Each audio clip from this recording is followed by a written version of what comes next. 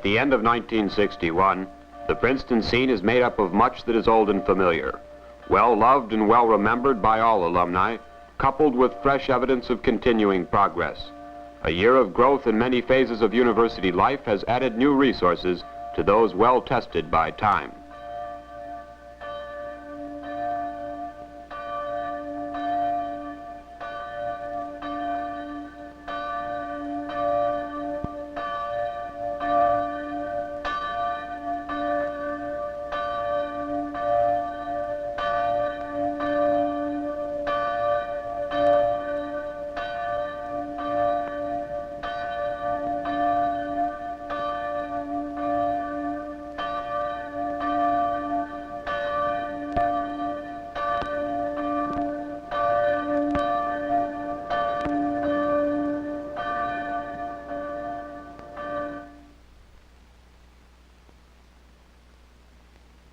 The engineering quadrangle was built on University Field during 1961. As the buildings went up, the stone wall that ran along Olden Avenue came down. The main entrance here is just about where the University Field gate that faced William Street used to be. The new home for Princeton Engineering will be in use in the fall of 1962. At last, the school will have space for its enlarged faculty and its greatly expanded graduate student enrollment. Another campus addition in 1961 was the John Foster Dulles Library of Diplomatic History, which was built by the gifts of the friends of the late Secretary of State. In early summer, 96 families moved into the new junior faculty apartment house on the north shore of Lake Carnegie. This popular building makes it possible for younger members of the faculty to live in the Princeton community. The location of the School of Engineering made necessary the construction of new playing fields. 2 new baseball diamonds and several fields for soccer, lacrosse, and football have been provided. The new dormitory quadrangle entered its second year of use. On the left is 1937 Hall, on the right Dodge Osborne Hall. From this direction we see the entrance to Wilcox Hall, which was dedicated on October 21st in memory of T. Ferdinand Wilcox, of the class of 1900. In addition to the dining rooms, there are spacious lounges, meeting rooms for committees and campus organizations, and a dormitory where official visitors to the campus can be housed, whether they be athletic teams from other institutions or young ladies who have come to dances sponsored by the Woodrow Wilson Society. The Julian Street Library is an important element in Wilcox Hall. Our cameramen took these pictures on the morning of the Yale game last November. This will account for the absence of scholars in these scenes. While there are many new buildings at Princeton, the only change in college opening is the style of the cars.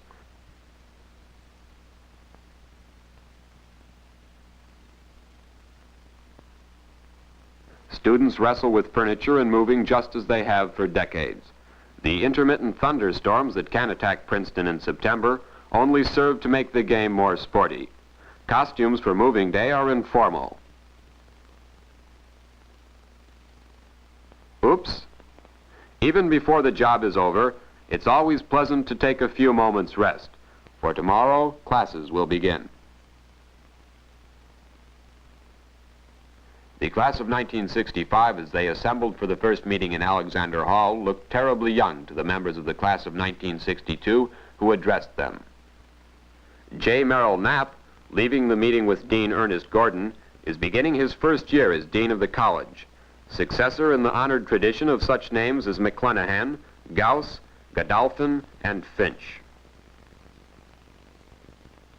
Under the surface of the opening of college in 1961, the Keycepts, which have been in existence for 9 years, had their effect on the incoming freshmen.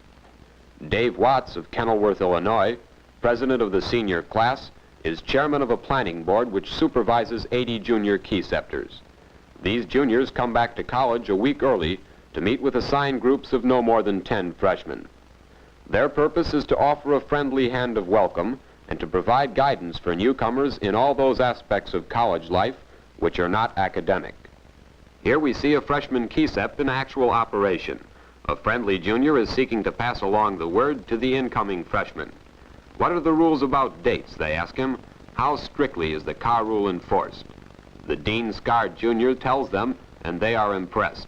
Somehow, the words from a member of the junior class carry more weight with freshmen than the austere sentences in the catalog. Here is another key sept, one more group among the 80 such, which meet from time to time as the new students begin to fit into the campus life. Key septs can be as serious or as light-hearted as the mood of the key septer. Sometimes key septs are very effective in introducing the new students to the life of a university. Sometimes they are not effective at all. But over the years, the key sept system has provided more help and guidance for freshmen than ever emerged in the hit-or-miss system under which the classes of an earlier generation came to an understanding of the university.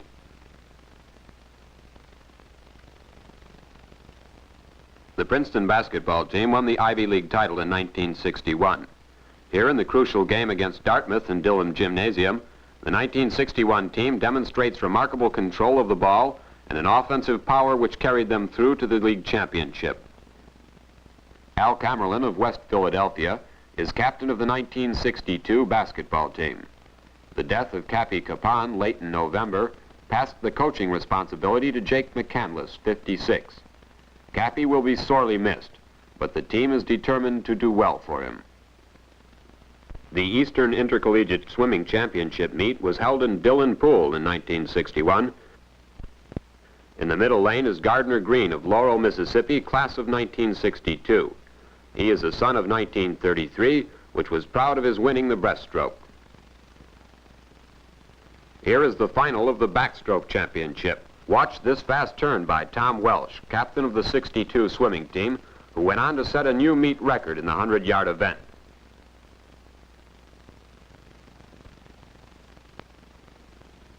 The spectators, admittedly partisan, loved it.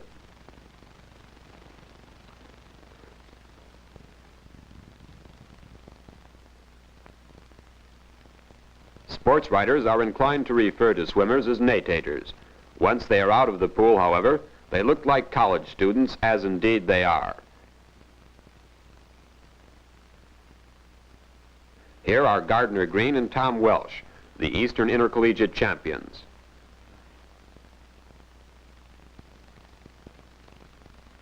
Last spring, a freshman track star, Hugh McMillan of Palm Beach, Florida, beat Yale in the 220.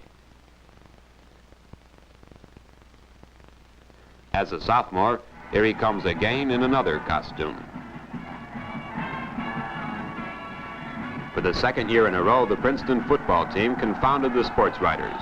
The team that was supposed to end up in the second division of the Ivy League narrowly missed tying for the title and finished with a record of 5-2. Here the Tiger fans cheer the first touchdown in the victory over Yale, a victory which was naturally the high point of the season.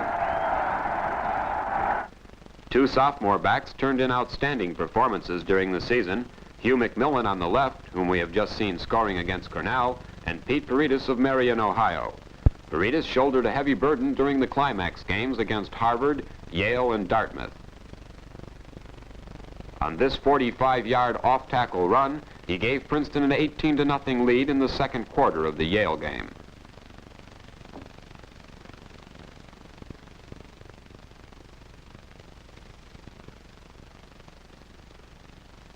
A major factor in the team's success was the rapid development of the line.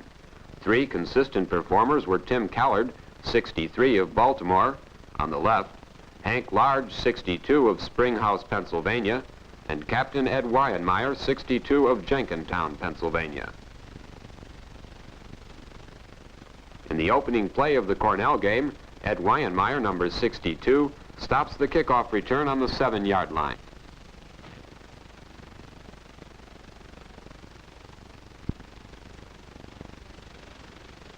Here, Tim Callard, left guard, nails the Yale quarterback for an 8-yard loss. In another defensive highlight of the Yale game, Hank Large brings a Yale play to a sudden stop by taking two Elis on at once.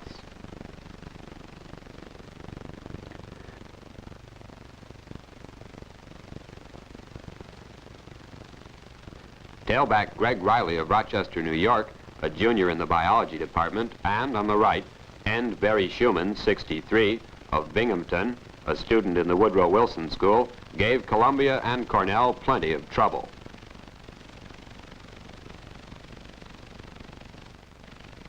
In the Columbia game, Riley romps 87 yards for a touchdown in the fourth quarter to clinch a 30-20 victory.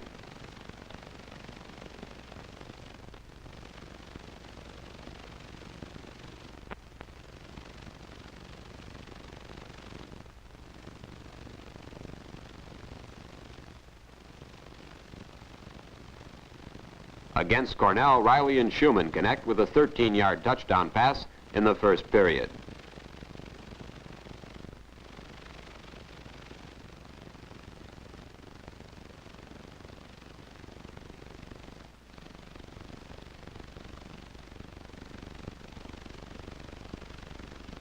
This new building, a major unit of Princeton's plasma physics laboratory at the Forrestal Research Center, contains the Model C stellarator, a large laboratory device for studying controlled thermonuclear reactions, reactions of the kind which occur in the sun and the stars. Experiments are yielding much information about highly ionized gases or plasmas and may one day make possible production of electric power from deuterium, which is available in seawater. The stellarator has been referred to as a magnetic bottle in which gases are contained by a magnetic field produced by large coils. The coils are actually inside the steel cases which you see, and they are capable of carrying currents of 44,000 amperes and producing fields of 55,000 Gauss. By programming a timer built from computer-printed circuitry, research scientists in this control center can call for the application of magnetic fields, heating currents, and data recording at precise predetermined times. The data are obtained by photographing oscilloscope traces when the timer sends out signals.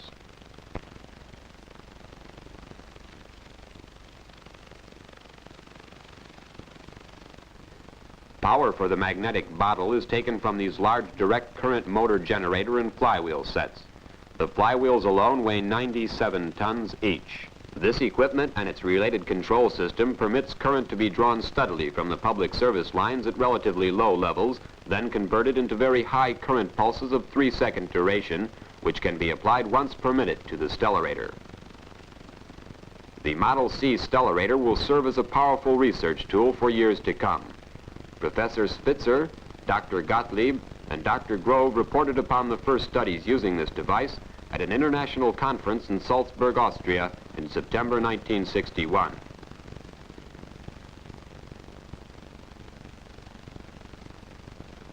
At the beginning of an experimental run, we see Dr. Grove, the chief physicist, making a final check of the equipment.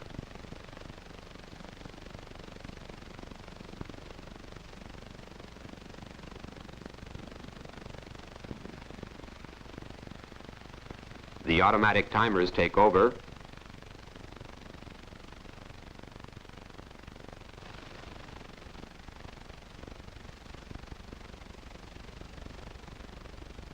At the end of the countdown, 3, 2, 1, a massive burst of energy is fed into the machine, and temperatures on the order of hundreds of thousands of degrees are produced for a brief space of time. In the great majority of research projects at Princeton, knowledge is advanced by a single member of the faculty working with 1 or 2 graduate students. Here we see Dr. Arthur Parpar, chairman of the Department of Biology, working with equipment in the design of which he was an early pioneer, the coupling of a microscope to a television monitor. This happy combination makes possible fundamental investigations in biology, which would have been impossible prior to its development. Dr. Parpar is studying the circulation in the spleen of mice. He seeks an improved understanding of microcirculation in this particular organ.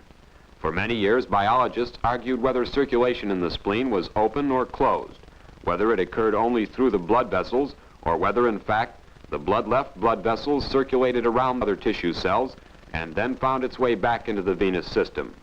Dr. Parpar's work has conclusively proven that the latter is the case. The advancement of knowledge through research requiring the cooperation of large numbers of scientists and engineers, such as in the plasma physics program, is vital today.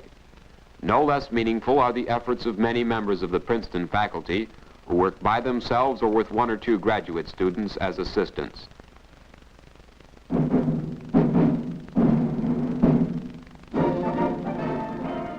Reunions in 1961 were as colorful as ever. The class of 1936, at its 25th, had the place of honor and the distinction of coming through the Fitz-Randolph Gateway onto the campus.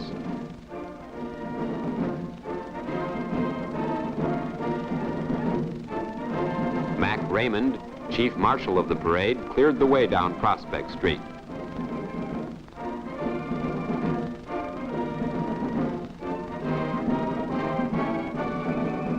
The youngsters and other Princeton fans lined the street as always and got a great kick out of the annual pageant.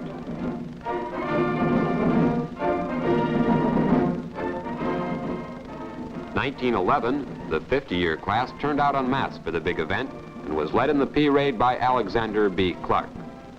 For the first and probably the last time in history, the parade went down Fitz-Randolph Road en route to the new baseball field. Grant Sanger, Walker Stevenson, President Goheen, and Harold Helm led the procession.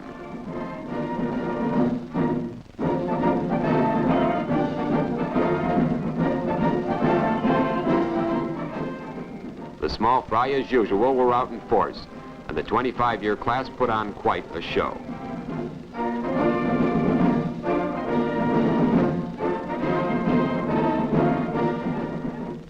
The old guard was led by two members of the class of 1886. Dr. William Hudnut,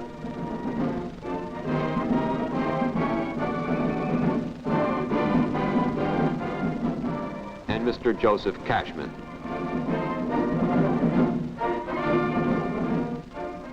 Walker Stevenson, with his wife Ginny, President Goheen, and Harold Helm, reviewed the marchers.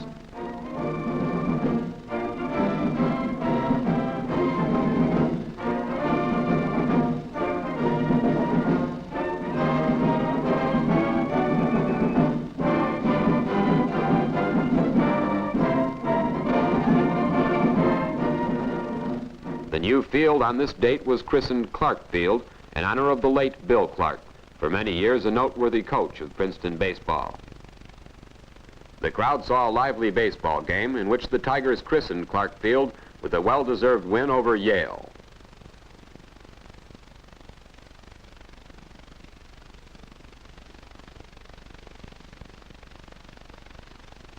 Dr. Hudnut was to have the privilege on the following Tuesday of seeing his grandson graduated with distinction, and Dr. Hudnut himself was awarded an honorary Doctor of Divinity by President Goheen.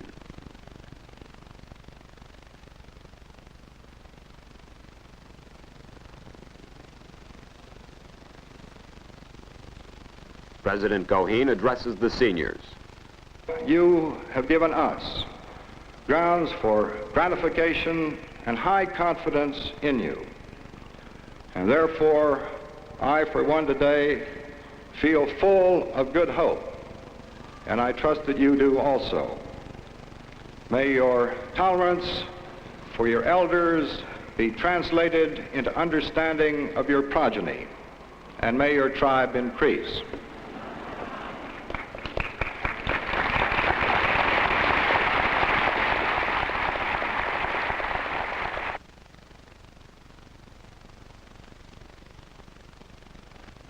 The challenge of international responsibilities was the theme of the National Alumni Conference last spring.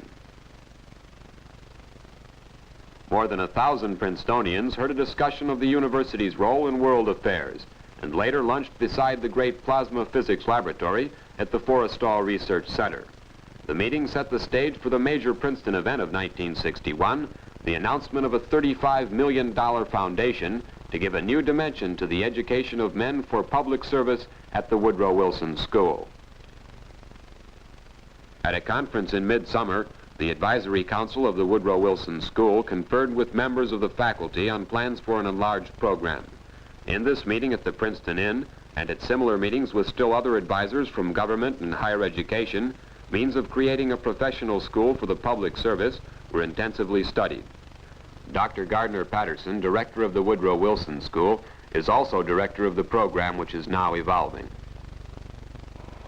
Men in many universities have dreamed of just such an opportunity as has now been given Princeton. This opportunity is to try to establish here at Princeton a professional school for educating men for careers in the public service.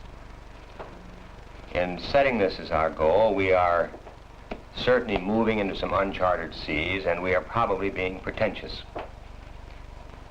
Because this is so, we have and will continue to seek advice and counsel from many persons, from men who have been active and successful in public affairs, careers, from educators in other professional schools, medicine, law, engineering, business administration. And of course, we are going to have to try to muster an uncommon amount of good sense amongst ourselves as we go at the task of trying to develop a new curriculum, of recruiting several new members of the faculty, and of selecting from across the nation students who seem likely to have promise of making the maximum contribution to the public service. In trying all these things, we will make mistakes. We hope that you will be tolerant of these mistakes, provided only, of course, that we learn something from them. Not to make mistakes would be to try to be satisfied with doing what had been done before.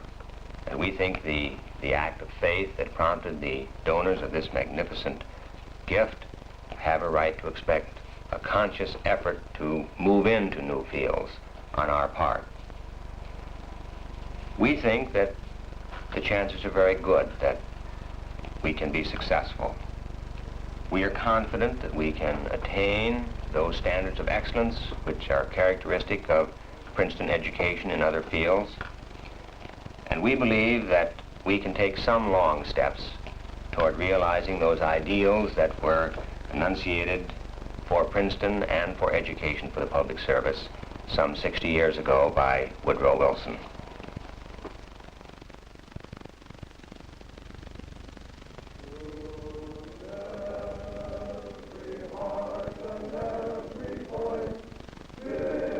"1961 has been a good year at Princeton. It has been a year of innovation and intellectual ferment, and it has seen the strengthening of old traditions. The best old place of all gets better every year.